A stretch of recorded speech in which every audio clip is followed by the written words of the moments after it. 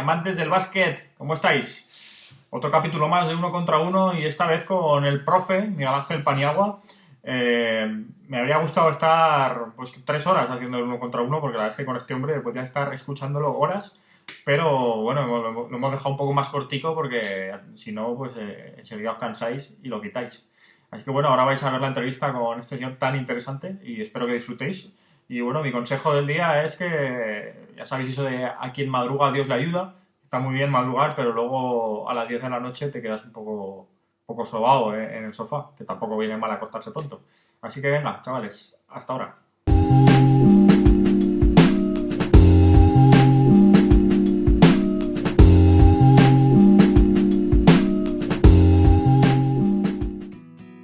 ¿Qué tal, amantes del básquet? Bueno, ya os he comentado en la presentación que estoy contento porque hoy estoy con Miguel Ángel Paniagua y primero pues voy a saludarlo. Miguel Ángel. Hola, ¿qué tal? Me alegro de estar mucho contigo y bueno, pues a ver si hablamos un ratito sobre tu vida, que me parece bastante interesante. Bueno, igualmente, hombre. Pero no aburridos. No te preocupes. La primera pregunta que suelo hacer a los invitados, si no son jugadores esos jugadores, que ya sabemos cómo juegan, aunque en tu caso sí que eras jugador, pero no he conseguido datos. Entonces, he leído que jugaste a baloncesto en Estados Unidos.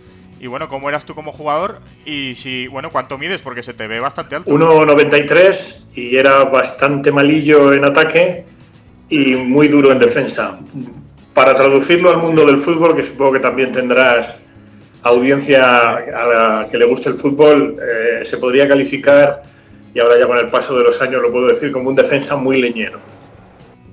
¿Sí? ¿Y de qué jugabas? Bueno, alero. En esa época era alero pivot. Ten en cuenta que en mis tiempos 1,93 ya empezaba a haber algunos jugadores de 2 metros, pero era más frecuente que jugaras por dentro, ¿no?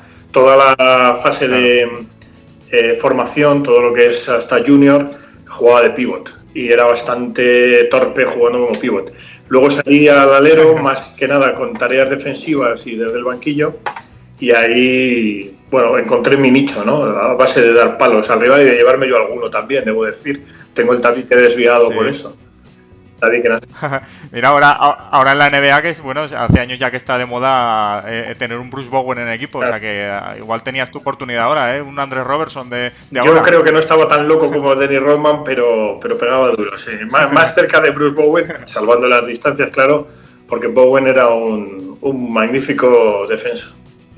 Oye, te llaman el profesor, sí. No sé desde hace cuánto, y eso lo puedo ver de 2 formas, porque fíjate que yo tengo 31 años y en una página web donde estaba trabajando era el mayor, porque había pues gente de 18, incluso de 16, y me llamaban el profe. Eso es un poco peligroso, porque también profe bien, pero también te están llamando un poco mayor, ¿no? Bueno, eso yo creo que la denominación de profesor viene de José Ramón de la Morena, en nuestra etapa en la SER. Cuando yo llego a la SER, que venía por cierto de la COPE, o sea que yo he hecho lo que se llama full circle, ¿no? He cerrado el círculo, hablando un poco de la vida y de cómo nos desenvolvíamos por la vida, yo le decía que daba algunas clases. De hecho, ahora estoy en el IE, en el Instituto de Empresa, como profesor asociado, y siempre he tenido, al margen del baloncesto, pasión por la enseñanza, ¿no? Sobre todo a posgrados y a licenciados. Ahora en el IE estoy con undergraduates, es decir, con chicos de carrera, pero también con algunos graduados. Y yo creo que ahí le surgió a él la idea de profesor, y combinando un poco pues el hecho de decir, bueno, es un hombre con un estatus o con un conocimiento para llamarle profesor, pero a la vez tiene sentido. Es decir, en mi caso sí tiene sentido. Una cosa que me interesaba bastante, porque estuviste viviendo y jugando en Estados Unidos, como he comentado, creo que jugaste high school y luego estudiaste universidad en Arizona, por lo que he leído. Así que has estado muchos años viviendo en los 2 sitios. ¿Dónde has estado más cómodo viviendo? En los 2 sitios. Yo creo que España es un país en donde se vive fenomenal. He vivido en más sitios, además de Estados Unidos, por mi trabajo. He vivido en Inglaterra, he vivido en Hong Kong y, por supuesto, en Estados Unidos. Yo creo que España es un gran país para vivir, con todos nuestros defectos. Estados Unidos también, con todos sus defectos, que también los tiene. O sea, no es el paraíso que muchos imaginan, pero tampoco es el infierno que algunas veces se ve en las películas. Hay de todo. Sí. Y yo lo que he procurado siempre, ¿sabes?, es cuando me ha tocado vivir fuera de España, pues he procurado primero integrarme mucho en la sociedad en la que estaba, incluyendo Hong Kong, ¿no? Y sobre todo, pues intentar entender la cultura, asimilar costumbres y demás, y captar lo bueno y desechar lo malo. Y eso ha sido un poco en lo que me ha movido siempre. Claro.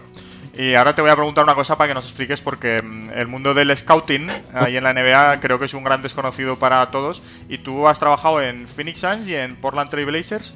Así es.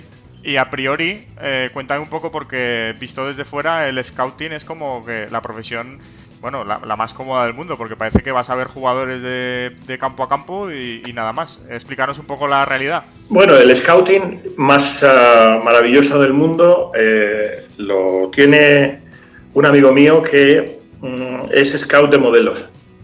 Mira. Hay una compañía muy famosa, supongo que has oído hablar de ella, que se llama IMG en inglés. Sí. Que además de organizar eventos tiene distintas áreas de representación, y una de ellas es precisamente modelos. Han tenido y tienen modelos muy significativas, como creo recordar que estaba Linda Evangelista con ellos, Stephanie Seymour, no sé si Christy Turlington también, en fin, con sede en Nueva York. Y uno de los que dirige la división de modelos es amiguete mío, y me contaba una vez que él tiene scouts, él tiene ojeadores a lo largo del país. Entonces es muy frecuente, y seguro que si hay alguien del mundo de la moda entre tus oyentes, que seguro que sí, sabrá reconocerlo. Es muy frecuente que un ojeador de estos esté, yo qué sé, en un centro comercial o en un evento público y vea a una chica que yo creo que, por desgracia, y creo que es así, cada vez son más jóvenes, pues se acerca a ella, supongo que con mucho cuidado, a la familia, si está con la familia, le entrega una tarjeta de IMG y le dice: oye, soy ojeador de modelos, ¿por qué no vienes a hacer unas pruebas, ¿no? Bueno, en nuestro caso, en el caso de los ojeadores NBA o ojeadores de baloncesto en general, la verdad es que hacíamos scouting de gente mucho más fea, ¿no? Para empezar, habitualmente. Entonces, sí, yo fui ojeador de 2 franquicias, una época apasionante, pero debo decir también que ese era un scouting muy rudimentario, es decir, era lo que es la pura etimología en inglés del término scout, ¿no? Que es explorar o de alguna manera analizar a un jugador o a un deportista en un momento concreto.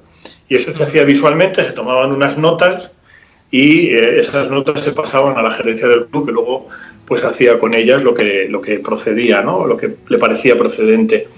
En ese sentido, te tengo que decir que las tareas de ojeador han cambiado mucho con el paso del tiempo. Yo te estoy hablando de mediados, finales de los 80, principios de los 90. Ha cambiado mucho porque ahora, primero, el scouting, antes era mucho más infrecuente el poder tener acceso a vídeos, a películas. Hoy está todo en la red. Cualquier partido de cualquier categoría, de cualquier sitio de Estados Unidos o de cualquier parte del mundo lo puedes ver en la red. Y además se ha introducido también lo que se llama analytics o estadística avanzada. Para los que no quieran soportar el rollo de que es explicar estadística avanzada, les diré que es la película Moneyball.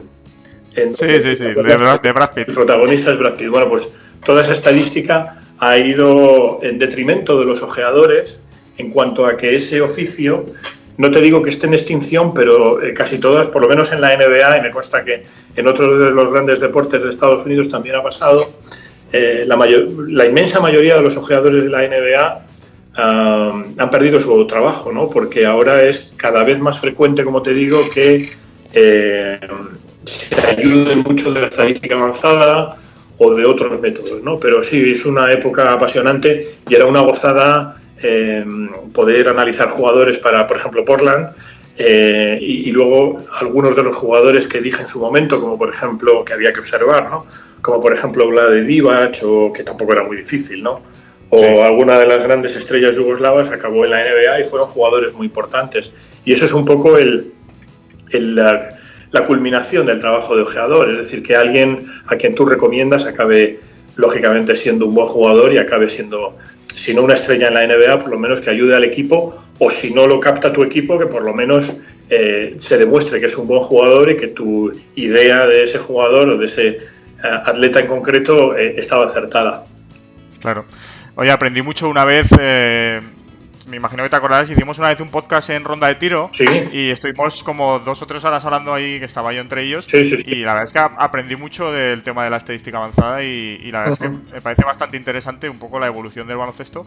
Y el otro día estuve viendo un capítulo de Los Simpsons, fíjate si tiene años, y Lisa, cuando entrena a béisbol a su hermano y a los del colegio, ya se mete a hacer con libros de álgebra y todo, a hacer estadística avanzada. O sea que cada vez está más. Venir. Bueno, de hecho, ahora mismo en el béisbol ya está muy avanzado, pero en la NBA, por supuesto, también. Ahora ya, digamos, lo que es la división técnica de un club, pues hay un manager general, hay un asistente, una serie de gente que colabora ahí en el departamento. Hay ojeadores de la vieja usanza, cada vez menos, y luego esto suele ser gente que viene del mundo del baloncesto, lógicamente, digamos la vieja guardia, lo que era yo. Y ahora el perfil del gordito de Moneyball, para que nos entendamos, lo que están reclutando los clubes profesionales es licenciados en matemáticas, licenciados en estadística, o sea que se ha abierto un campo muy interesante para, bueno, yo qué sé, en los años 80-90, como te puedes imaginar, o incluso hace 5 años, si tú le dices a alguien que un licenciado en ciencias exactas o matemáticas o en físicas o en estadística va a tener cabida en un club de profesional de baloncesto, te hubieran dicho que estabas loco, ¿no? Y sin embargo, hoy en día hay una importante bolsa de trabajo, tanto en la NBA como por supuesto en el béisbol, y está penetrando también en el fútbol, no en el americano, no en el fútbol con casco, sino en el nuestro, en el fútbol soccer.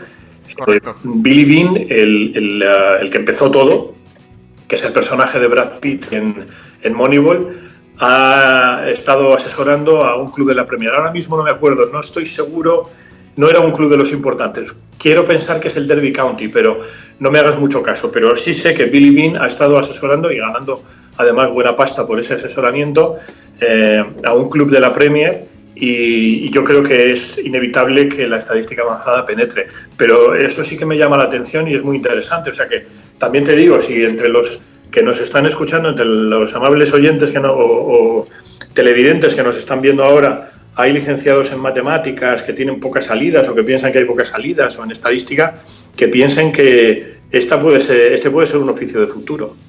Claro que sí, allá están todos ahora, cuando lo vean, con el currículum, haciéndolo en inglés, para mandarlo a la NBA. Claro que sí, hombre, chicos, hay que animarse. Oye, Miguel Ángel, estuve viendo en YouTube una entrevista que te hicieron acerca de Michael Jordan y del marketing de cuando estaba con Nike y demás. Sí. ¿Cómo fue conocer me imagino que lo conociste a Michael Jordan, ¿cómo fue ese momento? Sí, a Michael le conocí a través de su agente. Nada, pero vamos, conocerle es saludarle más, porque en esa época él era un tótem. Te estoy hablando de yo creo que fue el primer año de su retorno a la NBA, después de esa retirada temporal que tuvo, en donde estuvo jugando al béisbol, que lo recordarás, o si no lo recuerdas lo habrás leído. Sí. Y yo conocía bastante a su agente, a David Falk, porque en el mundo de la agencia nos conocíamos todos, muy amable, y me lo presentó, y conozco mucho más a su agente, por supuesto, y esa historia es, en concreto la historia de Michael Jordan, es fascinante, pero lo que es desde luego muy fascinante, se estudia en las facultades, y por ejemplo en el IE lo hemos estudiado y lo estamos estudiando también, es el modelo Nike Michael Jordan. Es decir, esa fusión entre el deportista de élite Michael Jordan y la compañía de zapatillas, aquí decimos Nike, pero en Estados Unidos se pronuncia Nike. Esto se estudia en las facultades como un modelo, o un business model, un caso también, como se dice, y nosotros lo hemos estudiado sin ir más lejos este año, y es auténticamente fascinante, porque al final no se puede entender la figura, me refiero a la figura sobre todo fuera de la cancha, aunque dentro también, ¿no? Pero sobre todo fuera de la cancha, de Michael Jordan, sin Nike, y desde luego no se puede entender el éxito de Nike sin la enorme aportación que tuvo Michael Jordan. Así es. Y también me estuve documentando un poco y leí que una de tus mejores entrevistas, o de las que con mejor recuerdo tenías, era una que hiciste a David Stern cuando estaba en el puesto de NBA, que leí que te duró 10 minutos porque era el tiempo que te establecían, pero que en realidad estuvisteis mucho rato hablando. Cuéntanos un poco cómo era David Stern. Pues mira, fue para El País, entonces yo colaboraba en El País, era Luis Gómez, el jefe de deportes, y me dijo, bueno, le dije que tenía la oportunidad de entrevistar vis a vis a David Stern, como la NBA siempre ha sido, incluso para gente que estábamos más o menos dentro de la rueda, muy cuidadosa con los tiempos y con no marcar diferencias entre unos periodistas y otros, el que era la persona de prensa entonces, que era Brian McIntyre, me concedió 10 minutos con el comisionado, pero por alguna razón creo que le falló la agenda o alguien con quien había quedado no pudo acudir a la cita, y entonces eso se alargó mucho tiempo, y aunque yo tuve que resumir la entrevista para El País, que se publicó y además tuvo muchas lecturas, la conversación fue muy agradable y bueno, fue para mí una pica en Flandes, ¿no? Un granito, porque claro, David Stern casi siempre daba ruedas de prensa y hacía, de hecho se sigue haciendo, ¿no?, por parte de Adam Silver, una especie como, si no debate, sí discurso sobre el estado de la NBA, siguiendo un poco el modelo del Estado de la Nación, sí. Pero lo hacía con muchos periodistas. Era muy complicado que diera una entrevista uno a uno. Y bueno, lo conseguimos, salió muy bien además, porque dijo cosas muy interesantes, como siempre David Stern, y me pareció una persona fascinante. Y lo mismo que te decía antes de Nike y Michael Jordan, yo creo que el gran éxito de la NBA actual que conocemos y que conocen sobre todo los aficionados más jóvenes que se han ido incorporando más tarde a esta especie de religión pagana que es la NBA, en gran medida, en mucha medida, por supuesto el éxito es de los jugadores, pero en gran medida el éxito es de David Stern, porque él cogió una liga que estaba prácticamente desahuciada, invadida por las drogas, con un altísimo porcentaje de jugadores, también pasa ahora, ¿no?, pero con un altísimo porcentaje de jugadores afroamericanos y con el poco público que iba a ver los partidos, casi todo de raza blanca, y dentro de esa disfunción prácticamente no se televisaban los partidos antes de su llegada, cosa que hoy nos parece increíble, ¿no? Pero era así, estaba, digamos, en una etapa muy decadente y con serias posibilidades de sucumbir, y sin embargo él la reflotó. Es verdad que tuvo la suerte de contar con Magic Johnson y Larry Bird, que para mí fueron los que realmente sirvieron, porque cuando él ya es comisionado, primero fue vicecomisionado, vicepresidente, pero cuando él ya es comisionado están Larry Bird y Magic Johnson en su pleno apogeo. Con lo cual, claro, eso ayudó muchísimo, pero su gran visión de negocio fue fundamental. Y luego ya lo que yo creo que fue, aparte de Magic y Larry Bird al principio, luego por supuesto la presencia de Michael Jordan, lo que ya fue el remate para que David Stern y su NBA se hiciera un producto global fue la presencia del Dream Team en Barcelona. Claro. Oye, a colación de esto, fíjate lo injusto que es a veces el deporte, la poca memoria que tengo de espectadores, porque en los últimos años de David Stern, antes de la llegada de Silver, en los drafts me acuerdo que le silbaban, o sea que era un personaje ya como que la gente se había cansado un poco de él, y realmente es gente súper importante que siempre habría que aplaudirle. Claro, ¿sabes qué pasa? Que con estuvo muchos años, 30 años, ¿no? Exactamente. Claro. Con el paso del tiempo, situaciones y modos que en otros momentos te parecían correctos, pues con el paso del tiempo y la corrección política, él también cambió en algunos aspectos, pues con una novísima generación, con la generación ya casi, a él ya le tocó casi la generación de los millennials, pero le tocó la generación X, jugadores muy jóvenes llegando a la NBA, prácticamente sin pasar por la universidad, poco pulidos, claro, desde el punto de vista de educación. Y bueno, él tuvo momentos en donde, siendo un gran demócrata, porque además es un hombre, digamos que dentro de que es del Partido Demócrata, sería un poco del ala izquierda del Partido Demócrata, estoy seguro que está muy cerca de la ideología de Bernie Sanders, del candidato a la presidencia por parte del Partido Demócrata, que va presumiblemente a perder con Hillary Clinton. Pero para que te hagas una idea, sería un hombre de ideas muy liberales, ¿no? Muy liberal para el gusto americano. Y sin embargo, en su modus operandi en la NBA y sobre todo al final, fue un poco dictatorial. Y yo creo que eso pues produjo un efecto de antipatía, no tanto en el colectivo de los jugadores, que entendían que cada uno tendría que defender y tenía que defender su posición, pero sí un poco en el ideario de los aficionados, ¿no?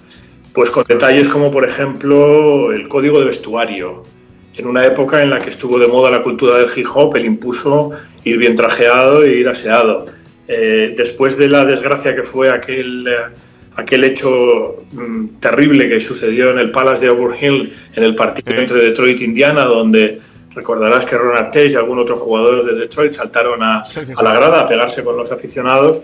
Sí, lo estuve viendo en directo, sí, ese partido, sí. En directo. Él instauró unos códigos de comportamiento y entonces, claro, cuando el comisionado, por mucho que te haya llevado, que es verdad, a cotas altísimas de beneficio y de visibilidad mundial, que eso no se lo niega a nadie, pues determinadas decisiones un poco dictatoriales que tomó le hicieron cobrar una cierta antipatía en el ideario de los aficionados. Y luego, dentro de eso, él, que se consideraba y que se confiesa fan de los Knicks, pues muchos de los que le silbaban eran también fans de los Knicks porque entendían que no había, entre comillas, beneficiado demasiado al club de sus amores, ¿no?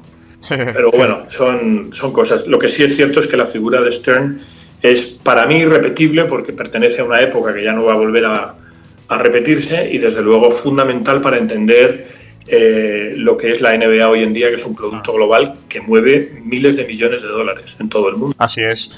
Pues oye, tú debes quedarte, en vez de con que le cancelaron la reunión después, yo creo que le caíste bien y que se sintió cómodo y que estuvo ahí cascando.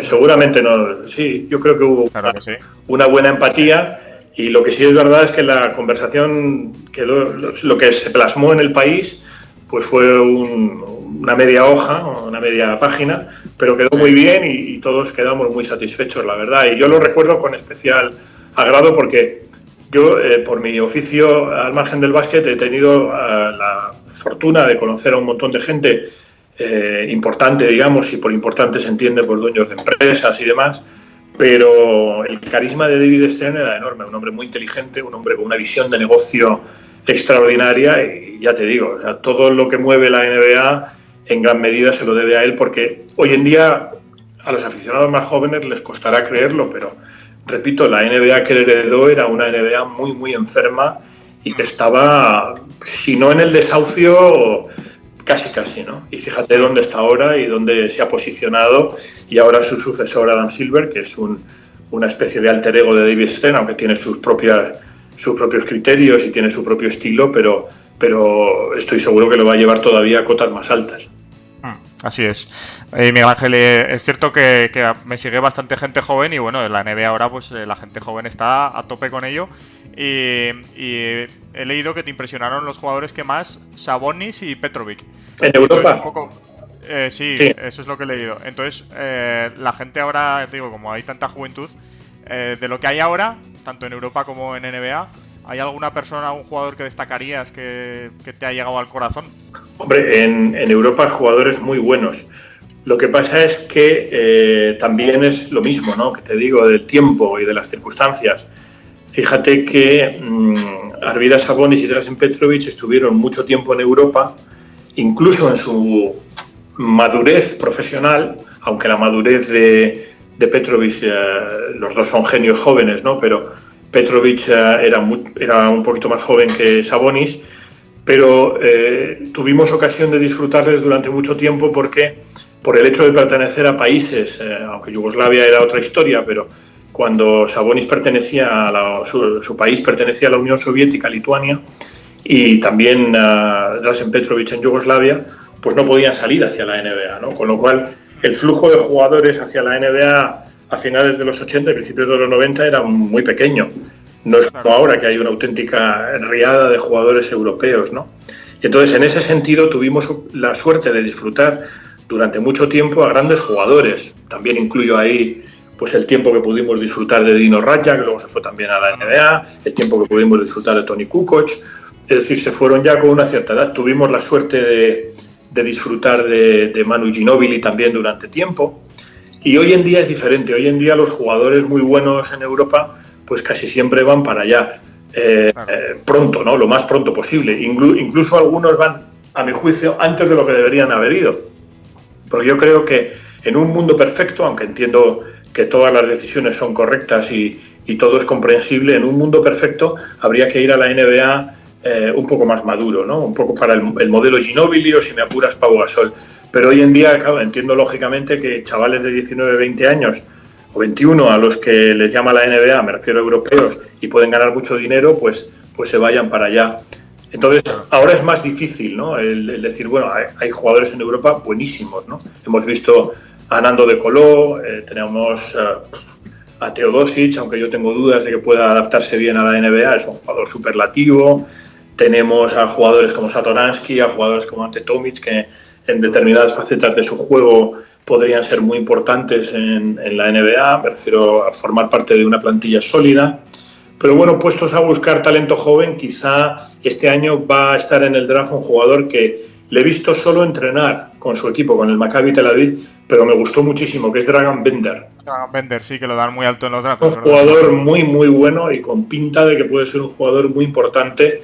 Lo que pasa es que quizá va demasiado pronto para mi gusto. Yo creo que debe, pero claro, también entiendo que si le van a pagar $3 millones y su familia claro. no, Sí, yo también iría. no tiene un sueldo muy bollante, pues es lógico que quiera ir, ¿no? Pero claro, me gustaría verle más en Europa, en su club o en otro club, y que se desarrollara durante 3 o 4 años en Europa, pero va a ser muy bueno. Y otro que tiene pinta de que va a ser rompedor en la NBA es Luka Doncic. Sí, seguro, ojalá. A ver qué pasa con eso. Mira, Ángel, ya la última, como sois gente un poco, digamos, inaccesible en el aspecto de que no sabemos vuestro día a día, me gusta preguntaros, pues eso, ¿cuál es vuestro día a día en vuestro trabajo? Eso, ¿a qué os dedicáis para centrar? En este caso tú estás con la radio ahora, ¿sigues con radio? Sí, claro, estoy además con mis amigos de la COPE en una aventura fascinante. No hace falta que te recuerde a ti y a tu audiencia el episodio que tuvimos en la cadena SER. Nos fuimos todos con Paco, bueno, unos cuantos, no todos, pero nos fuimos con Paco unos cuantos porque entendíamos que era donde había que estar, nunca mejor dicho. Y estamos en una aventura maravillosa, ¿no? En la radio. Yo creo que eso es para mí ahora, además, que bueno, lo que he querido es divertirme, estar con mis amigos, pasármelo bien, hablar de baloncesto, hacer mi firma, ese tipo de cosas. Tengo la sensación de que estoy pasando en lo que concierne a la radio los mejores años de mi vida, ¿no? Claro. Estuve también con Pilar Casado, o sea que tenéis muy buenos compañeros sí, ahí en la COPE, ¿eh? Sin duda, sin duda. Hay mucho compañerismo y eso se nota. Yo creo que eso se transmite a la audiencia. Bueno, Miguel Ángel, pues nada, con esto terminamos. ¿Te lo has pasado bien? ¿Qué es lo que Bien, me muy bien, importa a mí? fenomenal. Un placer. Bueno, pues cuídate mucho y igualmente, a la audiencia... un saludo a ti y a la audiencia. Venga, que vaya muy bien. Chao, chao. El básquet es vida, chicos. Chao. Chao.